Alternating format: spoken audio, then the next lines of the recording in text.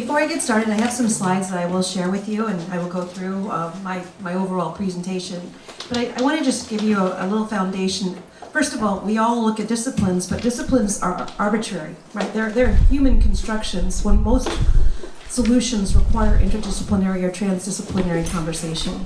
So from an an ecological economics perspective, which I guess I'm most closely aligned as a heterodox economist, we think of everything in interdisciplinary or transdisciplinary terms. Because when you compartmentalize, you're basically cutting out a little portion of any situation to look for a solution.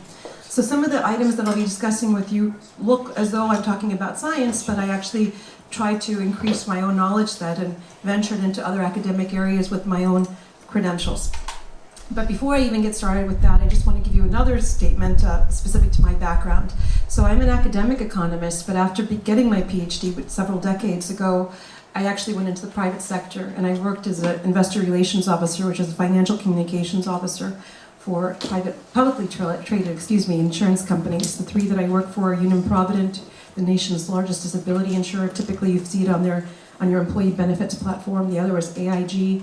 And then the final one was Hartford Financial Services Group before I then ventured back into academics, and that's for a variety of different reasons.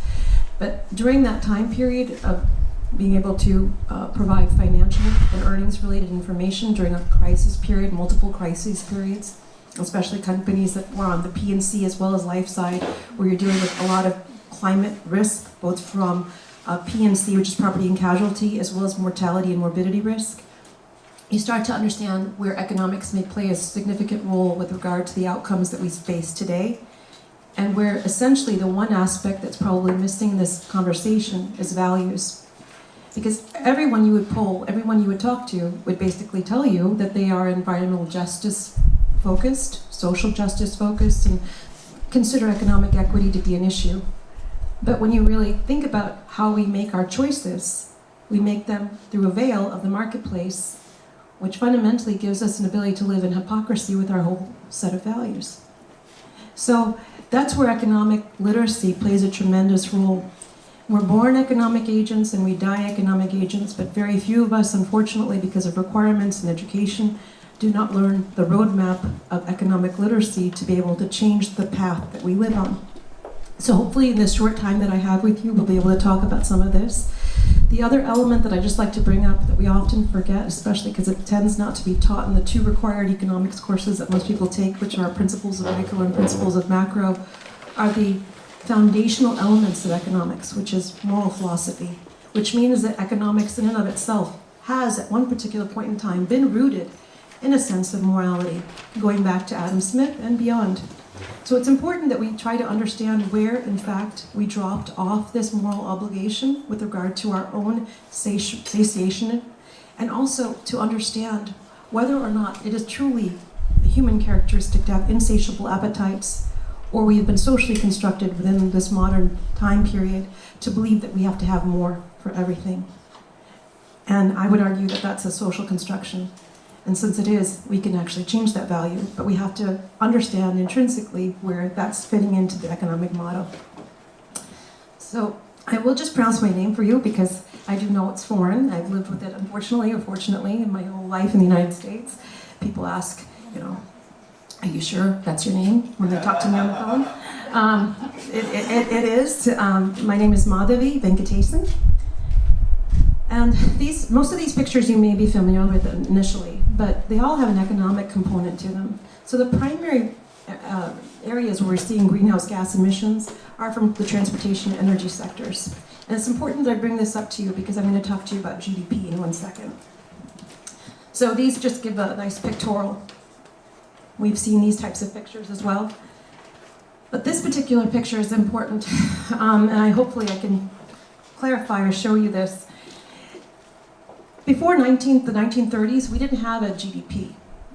And so the values for GDP that I'm going to show you in 1 second start from 1930 onward. It matches the trajectory that you're going to see right here with regard to global emissions from fossil fuels. Because in order to fuel production-based economy, no pun intended, you need energy. So over the course of 1850 to 2011, there was a tremendous amount of fossil fuel use. But there's a tremendous misunderstanding with regard to where emissions are coming from and who's held responsible. And I'm bringing this up because in order to have any kind of conversation about climate change, we really need to talk about American consumption patterns. So the cumulative emissions from 1850 to 2011, 27% of it is attributable to the US. The next highest level is the EU, which is a combination of countries at 25%. So when we talk about who has contributed and who has benefited from the elements of energy production, we really have to look at the Western Hemisphere, and we have to also understand why. So I'm just going to take a step back for 1 second and just talk about geography. There's a reason why development occurred in a certain way in the West and why it occurred in this different way in the Southern Hemisphere, in the global South. Our climate has actually aided and abetted us in terms of our ability to domesticate both livestock and agriculture. And for that simple reason, we've been able to go on and do other things with regard to so-called development in terms of technology. When you can't satisfy your basic human needs and you're still foraging for food, you don't have the extra energy or other attributions necessary in terms of time to look at other types of technological breakthroughs. So this is really important because GDP is founded in the Western Hemisphere, in the US, and it helps us measure what our economy can do. But to the extent that that is not mimicked in another country, we are actually penalizing them by saying that this is the standard that they have to abide by, when perhaps there's a different kind of symbiosis that they could have with their environment that would be more appropriate. Arguably, we could also have that same symbiosis, but that's another story. So I just want to point that out because we constantly measure developing countries by GDP growth, and that's going to play into this emission story in 1 second. So GDP in the United States has increased, as I mentioned, when you have a goal, you typically attain it, has increased very much in the same trajectory as the fossil fuel emissions trajectory. And this is a growth in atmospheric carbon dioxide, and some of you may be familiar with this. It's a little dated. I'm afraid that I don't have the most recent one because we're obviously above 400 parts per million. There was a conversation earlier this morning with regard to another name that we could call climate change. In fact, we've always had climate change, right? Looking at this, 400,000 years of climate change. I would add that you could just change it by adding one word. The speed of climate change activity today is faster than we've ever seen it before. So it's not having necessarily to come up with a new concept, but perhaps maybe just adding a little bit of definition to where we are. So the speed of climate change activity is specific to anthropogenic, man-made activity, right? It took a while for scientists to actually come up with saying that definitively. So that's why I have a love-hate relationship with science to some extent, because sometimes when you have to have replicability, you also slow down the process. So replication and sampling can actually cause us to take a more conservative stance to our words when sometimes expediency requires us not to necessarily look at replication. So this just gets to the heart of the discussion with us today, with me and you today. So our GDP indicator, which is what I tried to show you in those few graphs, have actually given us a target on a global scale. All countries are measured by GDP, and since GDP is considered to be a gauge of economic progress, even though it's only a gauge of production capacity, countries have focused on that as a means to show that they are actually succeeding, right? So the problem is with a goal is it depends upon the alignment of each individual operating segment with regard to that goal and whether or not it fulfills a social need as well. So GDP is independent of a social need. GDP is an indicator of how much we can make. So to the extent that it doesn't embody our values about what we consider to be important, it actually takes us perhaps on a divergent path. Right? And to the extent, in the United States specifically, the GDP is tied to consumption expenditures, it fundamentally puts the responsibility on the individual consumer to understand how they are contributing both in terms of economic growth, for whatever it may be, but also the adverse impacts of that economic growth. So I'm going to stop for 1 second, just speak about one thing. We go to the market, we buy an item. How many people actually sit back and question whether they paid a fair price for what they purchased? We drink coffee. 1 pound takes 5 plants to make. Highly water intensive. Then on top of it, it's shipped, but also ecosystem damage occurs in terms of its planting, because typically you have clear cutting of forests. Where is that articulated in the price, especially when we throw out half a cup because we're tired of drinking it? Our prices, how we choose to consume, and the assumption that the prices are fair because it makes it easier for us, doesn't take into consideration that because our market share, consuming 30% of world's resources with only 4% of the population, allows us to fundamentally exploit those that have nothing. And until we actually start to think from those terms, that what we pay is not worth the $1 or $2 that we pay for it, but much, much more, that we have a huge environmental footprint that we are underpaying and allowing other people to subsidize for us, and allow ourselves to see the fundamental urgency in the change of our process of how we evaluate it, nothing else can really help us. So when I think of art, as I was asked to think about it from this perspective, I think of art as one of the needed channels of communication that promotes empathy. Because at the heart of sustainability is an intrinsic need to have empathy. You cannot economically incentivize people to be kind. You can have them incentivized to follow a specific rule to avoid a punitive element. But you can evoke empathy for people who may never directly be impacted by an activity. So with that, I'm going to go through a few activities with you. But I would spend a lot more time on this equation if you would indulge me, but I know we have time limitations. But just to say one simple thing, economics is a very important discipline. It was man-made, so it's human beings can understand it. If people hold economics as being something distant from them, probably because they had a poor instructor. But there are a lot of good instructors and there are a lot of good books out there. It's very important for us all to be literate. This is a very simple example of what I discussed a moment ago about exploitation. So this is a teakwood forest in Bali, plastic waste in the Philippines, and a strip mine. This is all about consumption-led growth, consumption devoid of responsibility. This is where I fundamentally focus, is on the idea of values and behaviors.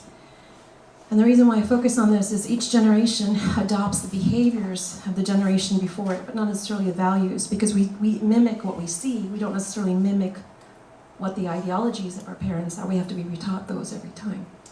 Something that we failed at. That's why we continue to just assume that whatever frameworks of reality exist are there for a reason. They've naturally evolved. And that's why I think more importantly than even learning economics is understanding social construction. Because it's only when you understand how everything we're around is socially constructed that you can understand that we can reconstruct it to something else. It's not necessarily a natural evolution to be aggressive. It is just, by definition, aggression will stomp out passivity, right? It's not that we're naturally competitive, but it's that competitive, one person being competitive, just as in the tragedy of the commons, can stomp out cooperation. So it's the actual vice that removes the potential for the anti-vice, so to speak. So these are just some slides that I'm sure some of you are familiar with. I'm just going to point this out to you because when we talk about global warming, we're talking about a change in the Earth's temperature. We're already at 2 degrees Celsius mark, right? 350.org. Assume that at 350 we would start going to an area of uncertainty. What we're talking about, the speed of climate change, is an uncertainty element. So I'm going to put this down just for a second because I have to use my hand for this demonstration. So in economics, the way that neoclassical economics, or what we're taught in school, or people typically are being taught, unfortunately, is that the human world, the environment, is a subset of the human world. What ecological economists teach through the transdisciplinary perspective that they adopt is that the human world is a subset of the environmental world, which makes a whole lot more sense. But we also have to understand whether it makes sense or not. We all are sitting in this room and we are dominating every other species on this planet. So obviously we may sit here and nod in agreement, but our actions say just the opposite.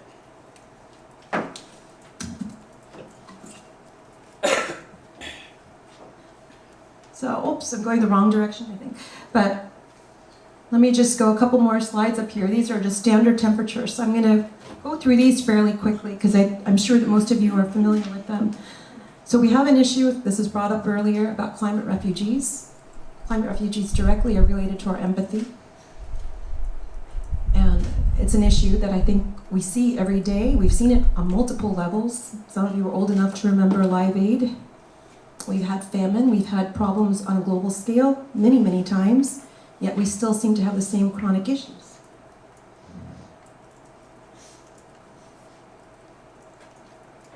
These pictures are just of downpours because there's an economic impact. See, our GDP grows whenever we have tragedy, right? And that's the perversity of all of this. So if we're measuring ourselves by GDP, that means that as we continue to have issues, and people have to get medical care or have to have infrastructure that's damaged, fixed, we actually add to our GDP. So infectious diseases are occurring too, because we already know we had the Zika issue, we have West Nile virus, we have ticks. I live on, oh yeah, we're on Cape Cod, I live here. I was somewhere else yesterday, speaking somewhere else. So I kept on trying to remember that I was not on Cape Cod there. Today I've forgotten. So the other issues that we're gonna look at quickly are related to fire. Fire seasons have increased, but the one aspect that's not on one of these slides right now is also vector-borne diseases, invasive diseases. The beetles that have come and destroyed the pine trees in Colorado have created fresh tinder, in a sense, for fire. And as global temperatures on a global scale increase, 1 degree Celsius actually increases lightning strikes, which then exacerbates that fire condition. The other issue is that you have fires, you have food shortage issues that are also related to hotter climates, and then also issues with water. So let me just talk about that for 1 second. I brought up the coffee example. I'm going to bring up another example because I also have a nonprofit that's on Cape Cod called Sustainable Practices, and we focus on what some of you may be familiar with, the municipal plastic bottle ban, which we did have the province town adopt.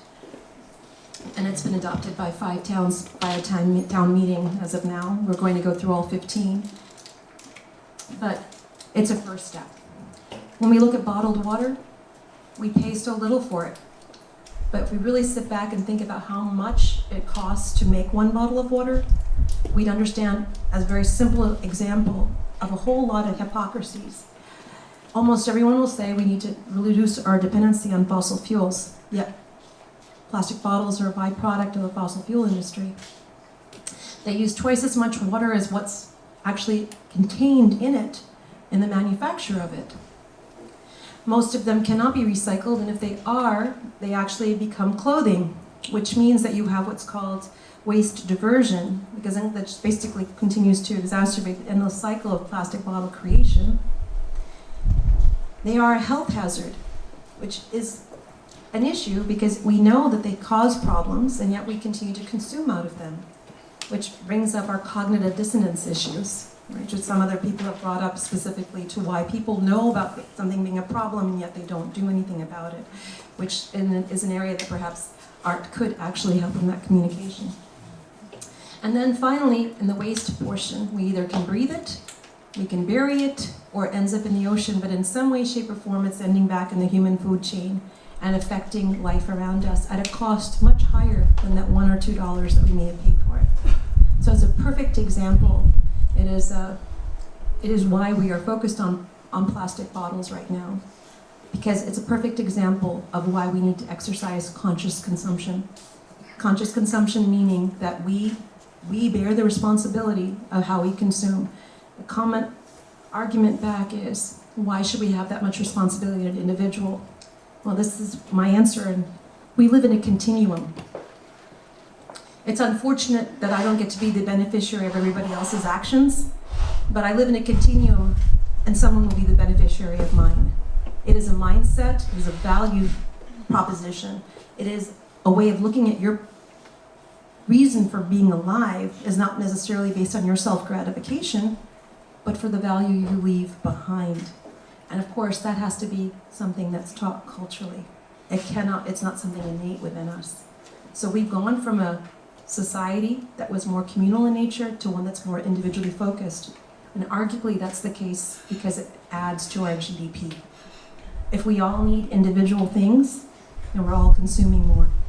If we think more communally, our GDP would go down because we wouldn't need to produce quite as much. So we have to understand these economic parameters because they indirectly or directly influence our behavior.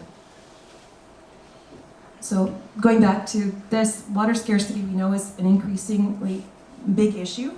This is a quick review of what the cost of carbon is based on GDP terms. So some of these we've covered, and I unfortunately, I know I don't have too much time to cover all of them in detail, so I'm just going to leave them for you. But these are all being calculated in GDP terms. So fundamentally, we need to think about looking at the economy in a different way than looking at it from a quantitative measure. We need to look at it from a qualitative measure, where we want to be. How do we define ourselves as a human society? What is our fundamental purpose? Is it purely self-gratification, or is there something greater? And understand the cost and the benefit of it. But we also have to approach it with a certain level of urgency for a few reasons. One, because we have embedded this kind of consumerism in the US. It is the only way of life we know. And we are the primary reason for the problems that the world is facing. We have exported our consumerism on a global scale. And whether we take that responsibility or not, it is there. The countries that are currently emitting more emissions in terms of fossil fuel emissions are doing so because they're producing products that are going to be imported by developed countries. So developed countries are still basically responsible. So my question, or my answer to you is I believe fundamentally we have to look deeper than the way that we have been evaluating the economics of climate change. We can sit back and we can talk about how this has occurred, like I have with you, but going back to the same mechanics of supply and demand as being the solution without integrating values will lead to the same outcomes that we have today. So a lot of you hear about green energy. Green energy, this is my favorite president. Green energy is great. But if we use anything to the level that we continue to grow and increase even with our fossil fuel energy, we will create another problem. It is called the green paradox. So fundamentally, if we don't learn to conserve and we continue to increase because it's cheap, because we're looking again at price, we'll overconsume that green energy and come up with other problems. And some of those problems are already starting to surface. And some of those problems are already known but not necessarily reported overall. And I'll tell you exactly why. If you have put up solar panels, and you put up huge gardens of solar panels, and then you start to realize that, hey, there could be potential issues here. First of all, because these old photovoltaic cells, they have to be landfilled, right? So there are other issues. But all of a sudden you realize this. Do you have an economic incentive, looking at the mechanism that we use today, to go around and tell everybody that? No. So we live on this house of cards because we have this mentality of always having speed to market so we can maximize our return. And we learn and we think about the problems after the fact, and then there's a lagging of that because enough people have to be harmed, right? In order for you to have that scale for people to rise up and say, I don't want this, even though people may have already known there was a problem, but their financial incentives, their alignment was to themselves, not to the community at large. We don't live in a precautionary system, we live in a reactionary system. That's fundamental to the way our economy works today. We are insatiable in our appetites to consume, and we're profit maximizing agents. So the more that you want, the cheaper the price, the more you exacerbate this issue. The more you want your mutual fund returns or your investment returns to go up, you exacerbate this issue because that's coming off the cost of someone else, right? You're actually exploiting somebody to get that. The more you go and just vote just to get that sticker, but you don't know who you voted for or why they should be the best qualified candidate, the more you contribute to this. Because we need fundamentally rational economic agents that are strong consumers, strong understanding investors, and understand that regulation comes out of the set of values of whoever you elect into office. So Jimmy Carter, for those of you, I'm old enough to know, I was around then. This is the 1979 State of the Union address called the Culture of Malaise speech. And in this speech, this is right when we were in the energy crisis, he made a point of saying that we had become a nation of consumers. This is 40 years ago. That we no longer value ourselves based on our familial relationships and friendships, but based on what we have. He said it was our patriotic duty to reduce our consumption and dependence on energy. He said we should be looking for some other way to validate our rationale or human experience. It's 40 years now. We got out of that crisis because oil was available to us. We have a new crisis because people have this belief that somehow we have free lunches when it comes to the earth providing energy to us. So windmills are going up everywhere, so are solar fields. We thought dams were good ones, but now we figured out that they aren't. Unless we change the way we look at our lives, unless we start to consider whether consumption should be the primary focus, unless we start to take into consideration that maybe reduction and some other way of finding value for our existence is paramount to our survival, we really, in my opinion, can't survive this because we have the wrong set of values. Everything we do is all human focused. That's my question about the piece. But we have to be able to understand that there's intrinsic value outside of our human experience with something else. We are limited because we cannot. And I ask you to think about this whenever you have a moment. Think about the intrinsic value of a tree. You cannot without thinking about how you gain something from its existence. And that's the fundamental problem. And we have spread this across almost every living thing.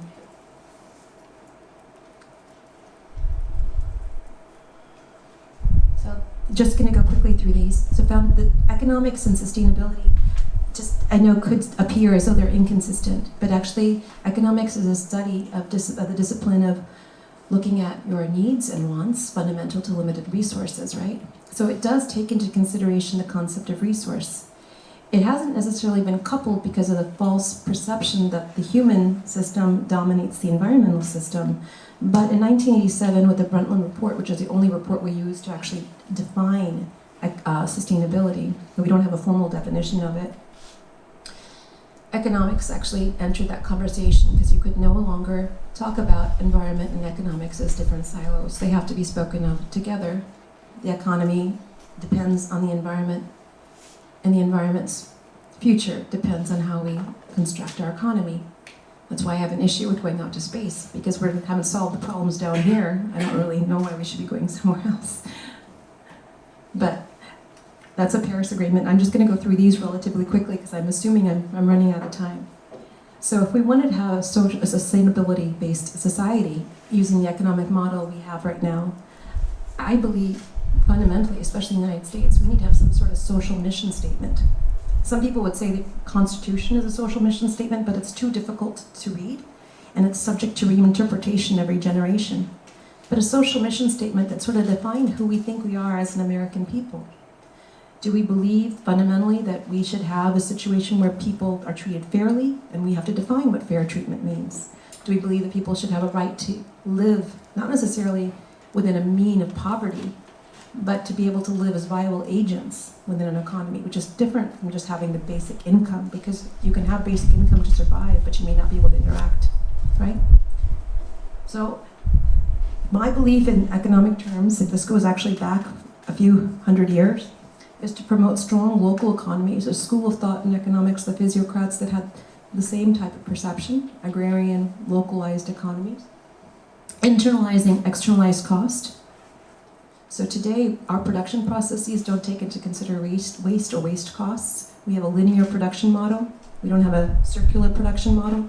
Had we had a circular production model as part of our value structure, we probably would only have products on the market that were zero waste. But now we have to re-teach people why that's important, because all these years waste has been free. Promote social equity and stability. This is where I think art, in my opinion, has the greatest value, because it is an empathy-raising element. Like I mentioned earlier, you can incentivize people to do things with financial return, but you cannot create empathy that way. Social equity is an empathy element. You have to actually care and understand why somebody else's life and their status matters to us. You can channel that communication through like healthcare and say that the dishwasher should have health insurance because they come into contact with more of the dishes in the restaurant, and therefore a disease can actually flow and cause reputation costs to a restaurant, right? So you can target that communication that way. But in order to actually get people to be emotionally affected, I think there are other channels that words alone cannot provide. And these are the Sustainable Development Goals. I do work for number 8, which is decent work and economic growth, and I'll plug myself. I have a book coming out specific to that in a month and a half. And then this is the last slide I have for you. So this is how I choose to live through my nonprofit. I'm not necessarily popular in every town, especially not my hometown, which is Brewster. But I think once you open your eyes and you see the damage that our actions and activities on an economic level do, it's very hard to go back and live a different way, because you feel the guilt every day, which I do every single day of my life. And that's a picture of the Earth, and that comes from the Climate Reality Project, because I know somebody mentioned that too. Thank you very much.